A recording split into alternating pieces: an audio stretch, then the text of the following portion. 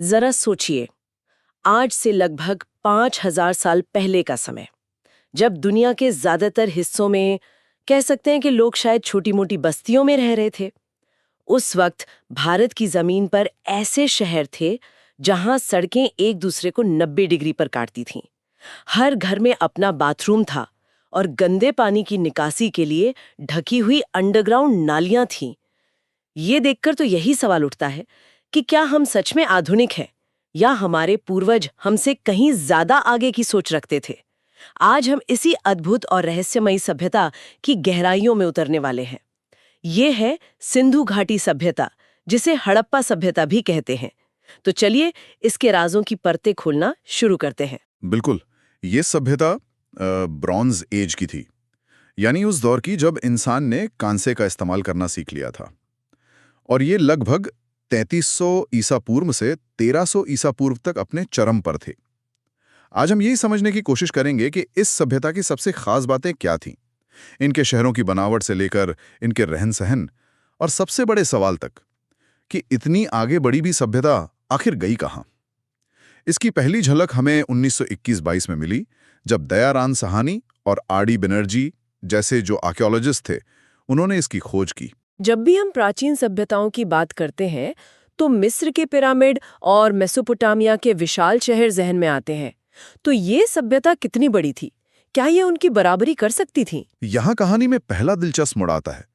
क्षेत्रफल के हिसाब से ये मिस्र और मेसोपोटामिया दोनों को मिलाकर भी उनसे कहीं ज्यादा बड़ी थी। सच में? हाँ, ये आज के उत्तर पश्चिम भारत और पाकिस्तान के एक बहुत बड़े हिस्से में फैली हुई थी। सिंधु, रावी, झेलम और अब लुप्त हो चुकी घग्गर, हकरा जैसी नदियों के किनारे इसके सैकड़ों शहर और बस्तियां थीं। लेकिन विशाल होने के बावजूद यहाँ एक बहुत बड़ी चीज गायब है। वो क्या? राजाओं के बड़े बड़े महल या पिरामिड जैसे स्मारक वो यहाँ नहीं मिलते। ये तो वाकई अजीब बात है। तो चलिए इन शहरों की ही बात करते हैं। स्रोत में मोहनजोदारो, हड़प्पा, धोलावीरा और लोथल का जिक्र है। इनकी टाउन प्लानिंग के बारे में कहा जाता है कि वो अविश्वसनीय थी। ऐसा लगता है जैसे किसी ने बाकायदा नक्शा बनाकर इन शहरों को बसाया हो। बिल्कुल सही पकड़ा। यही सभ्यता की असली पहचान है। शहर एक ग्रिड पैटर्न पर आधारित थे। ग्रेट पैटर्न मतलब मुख्य सड़कें उत्तर से दक्षिण और छोटी गलियां पूरब से पश्चिम की ओर एकदम सीधी बनी होती थीं, और वो एक दूसरे को समकोण पर काटती थीं। ये कोई इत्तेफाक नहीं था, ये सोची समझी इंजीनियरिंग थी। और इन सब में पक्की ईंटों का इस्तेमाल होता था, है ना? मैंने पढ़ा है कि उन ईंटों का एक खास अनुपात होता था 1.2.4। ये कोई रैंडम नंबर तो नहीं लगता है? इसका क्या मतलब है? ये बहुत अच्छा सवाल है। ये अनुपात इंजीनियरिंग के लिहाज से बहुत मजबूत और कुशल माना जाता है। इससे ईंटों को अलग अलग पैटर्न में लगाना आसान हो जाता था, जिससे दीवारें ज्यादा मजबूत बनती थीं। लेकिन इससे भी ज्यादा हैरान करने वाली बात यह है कि हजारों किलोमीटर दूर बसे शहरों में भी यही अनुपात मिलता है। सब जगह एक ही साइज की ईंटें? हाँ, ये किसी मजबूत केंद्रीय प्राधिकरण या बहुत गहरे सांस्कृतिक मानकों की ओर इशारा करता है कि हर कोई एक ही स्टैंडर्ड का पालन कर रहा था। और वो ढकी हुई नालियां, ये बात मुझे सबसे ज्यादा हैरान करती है। आज भी भारत के कई बड़े शहरों में मॉनसून के दौरान सड़कें नदियों में बदल जाती हैं, क्योंकि हमारी ड्रेनेज सिस्टम जवाब दे देती है। और हम बात कर रहे हैं 5000 साल पहले के लोगों की, जिन्होंने इस समस्या को सुलझा लिया था। सही कहा आपने। हर घर में अपना स्नानघर और शौचालय होता था। घर का गंदा पानी छोटी नालियों से बहकर सड़क के किनारे बनी मुख्य भूमिगत नाली में जाता था, और ये नालियां ढकी हुई होती थीं ताकि गंदगी और बीमारी ना फैले। और सबसे बड़ी बात, इनकी सफाई के लिए बीच बीच में मैनहोल भी बने होते थे। मैनहोल आज की तरह? मतलब कोई बाकायदा नीचे उतर कर उनकी सफाई भी करता था? हाँ बिल्कुल। ये दिखाता है कि ये सिर्फ एक बना बनाया सिस्टम नहीं था, बल्कि इसके रखरखाव की भी पूरी व्यवस्था थी। ये स्वच्छता और सार्वजनिक स्वास्थ्य के प्रति उनकी गहरी समझ को दिखाता है, जो उस जमाने के हिसाब से एक बहुत बड़ी क्रांति थी। तो इस बेहतरीन प्लानिंग के कुछ उदाहरण देखते हैं। मोहनजोदाड़ो, जिसका मतलब है मृतकों का टीला, वहां का महान स्नानागार या ग्रेट बाथ बहुत प्रसिद्ध है। ये कोई आम स्विमिंग पूल तो नहीं रहा होगा? बिल्कुल नहीं। ये एक बहुत बड़ा पक्की ईंटों से बना टैंक था, जिसे जल रोधक बनाने के लिए बिटुमेन का इस्तेमाल किया गया था। इसके दोनों तरफ सीढ़ियां थीं और आसपास कपड़े बदलने के लिए कमरे भी थे। ऐसा माना जाता है कि यह किसी खास धार्मिक अनुष्ठान या सामुदायिक स्नान के लिए इस्तेमाल होता था, अच्छा। जो उनके जीवन में सफाई और पवित्रता के महत्व को दिखाता है। यहीं से हमें पुजारी राजा की प्रसिद्ध मूर्ति भी मिली है। और गुजरात में जो शहर मिले हैं धोलावीरा और लोथल, वे भी कुछ अलग थे? धोलावीरा तो जल प्रबंधन का एक जीता जागता चमत्कार है। वो एक सूखा इलाका था और वहां के लोगों ने बारिश के पानी को जमा करने और साल भर इस्तेमाल करने के लिए जलाशयों, नहरों और बांधों का एक अद्भुत नेटवर्क बनाया था। वाह। उन्होंने पानी की हर बूंद की कीमत समझी थी। इसके अलावा जहां ज्यादातर हड़प्पा शहर 2 भागों में बटे थे, धोलावीरा 3 भागों में बटा हुआ था: किला, मध्यनगर और निचला नगर। और लोथल तो एक बंदरगाह था, है ना? इसका मतलब ये लोग समुद्री रास्ते से भी दुनिया से जुड़े हुए थे। बिल्कुल। और लोथल इसका सबसे बड़ा सबूत है। वहां दुनिया की सबसे पुरानी ज्ञात गोदियों में से एक मिली है, एक डॉकयार्ड, जहां जहाज आकर रुकते थे। एक डॉकयार्ड। हाँ, जहां माल उतारा चढ़ाया जाता था। ये इस बात का पक्का सबूत है कि वे सिर्फ जमीन से ही नहीं, बल्कि समंदर के रास्ते भी एक बड़ी दुनिया से जुड़े हुए थे। तो ये साफ है कि शहर बहुत अच्छे से बसे हुए थे। लेकिन इन शहरों को चलाने वाली अर्थव्यवस्था कैसी थी? ये लोग अपना जीवन कैसे चलाते थे? क्या वे किसान थे, व्यापारी थे या कुछ और? उनका आर्थिक जीवन मुख्य रूप से 3 मजबूत स्तंभों पर टिका था। सबसे पहला और सबसे जरूरी था कृषि। वे गेहूं और जौ जैसी मुख्य फसलें उगाते थे। लेकिन उनकी सबसे बड़ी देन थी कपास। कपास? हाँ, दुनिया में कपास की खेती सबसे पहले यहीं शुरू हुई थी। इसने उन्हें कपड़ा बनाने में माहिर बना दिया, जो शायद उनके व्यापार का एक बहुत बड़ा हिस्सा था। मतलब दुनिया को कपास इन्होंने ही दिया, ये तो बहुत बड़ी बात है। और व्यापार का क्या?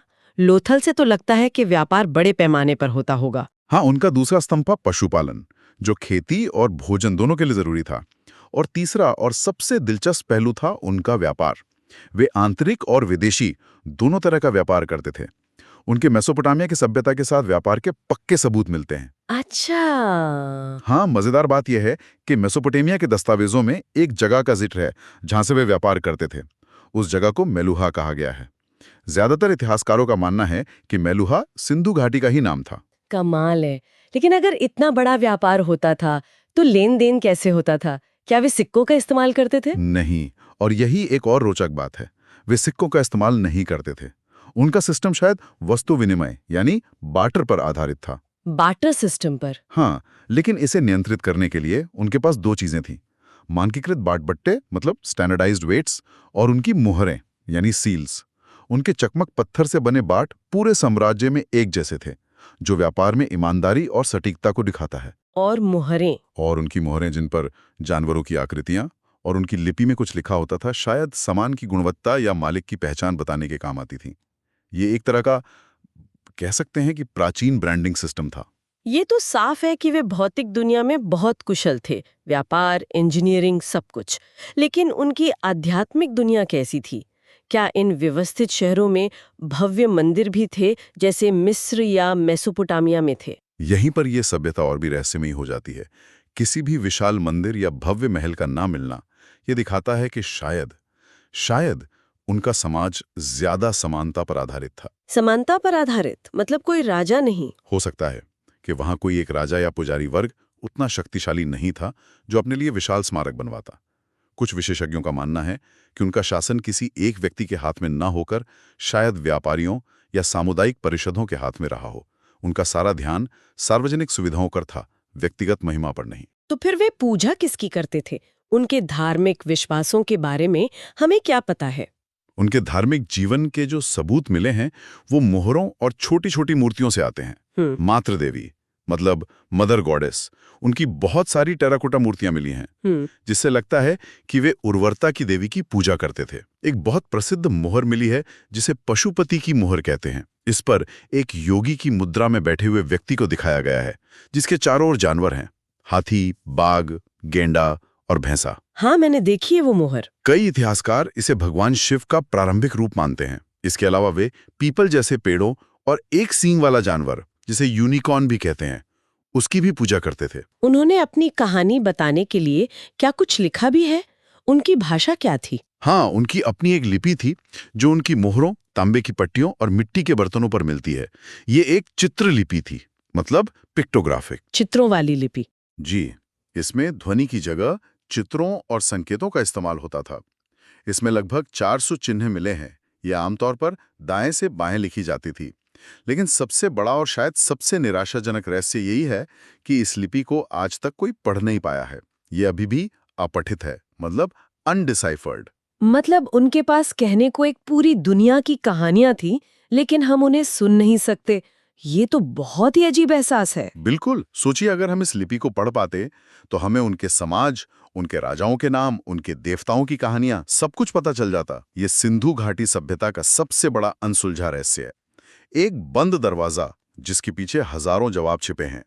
तो चलिए अब सबसे बड़े सवाल पर आते हैं। अगर वे इतने उन्नत थे, उनकी नगर योजना इतनी शानदार थी, तो उनका पतन क्यों हुआ? वे कहाँ चले गए? इतना एडवांस्ड सिस्टम, ये सब अचानक कैसे खत्म हो गया? ये इतिहासकारों के बीच बहस का एक बहुत बड़ा विषय है।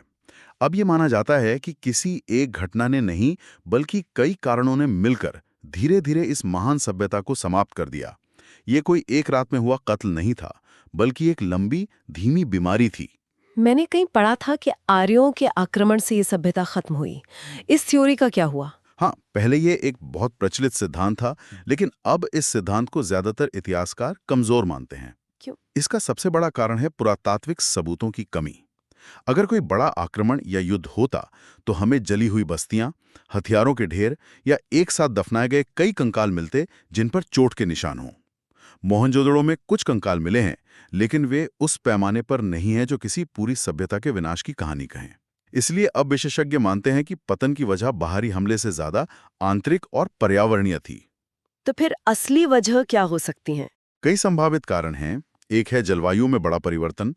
हो सकता है कि मॉनसून का पैटर्न बदल गया हो, जिससे खेती मुश्किल हो गई हो। सूखा पड़ने लगा हो? हाँ, दूसरा नदियों का अपना रास्ता बदल लेना। घग्गर हकरा नदी, जिसे कई लोग प्राचीन सरस्वती नदी मानते हैं, शायद सूख गई हो। उसके किनारे बसे सैकड़ों शहर उजड़ गए। और सिंधु नदी, वहीं सिंधु नदी में विनाशकारी बाढ़ आने के भी सबूत मिले हैं। इन सब वजहों से धीरे धीरे उनकी अर्थव्यवस्था कमजोर हो गई होगी, व्यापार ठप पड़ गया होगा और लोग उन बड़े शहरी केंद्रों को छोड़कर पूर्व और दक्षिण में छोटे गांवों की ओर चले गए होंगे। सभ्यता खत्म नहीं हुई, बस उसका शहरी रूप बिखर गया। तो आज की इस चर्चा से जो मुख्य बातें सामने आती हैं वे हैं एक कांस्ययुगीन सभ्यता जिसकी नगर योजना बेजोड़ थी, जो व्यक्तिगत स्मारकों से ज्यादा सार्वजनिक स्वास्थ्य और अनुशासन को महत्व देती थी, जिसने दुनिया को कपास दिया और जिसकी भाषा आज भी एक रहस्य बनी हुई है। बिल्कुल। और सिंधु घाटी सभ्यता हमें यही सिखाती है कि विकास की हमारी अपनी परिभाषा पर सवाल उठाने की जरूरत है। क्या विकास का मतलब सिर्फ ऊंची इमारतें बनाना है, या एक ऐसा समाज बनाना है जहां हर नागरिक को साफ पानी और स्वच्छता जैसी बुनियादी सुविधाएं मिले? इस मामले में वो शायद 5000 साल पहले हमसे ज्यादा आधुनिक थे। हड़प्पा की लिपि में उनके हजारों राज दफन हैं। अगर हम कभी उनकी सिर्फ एक मोहर को पढ़ने में कामयाब हो जाएं, तो हमें क्या उम्मीद करनी चाहिए कि उस पर क्या लिखा होगा? किसी राजा का कोई शाही आदेश, किसी व्यापारी का हिसाब किताब, या शायद बस एक कविता की कोई पंक्ति?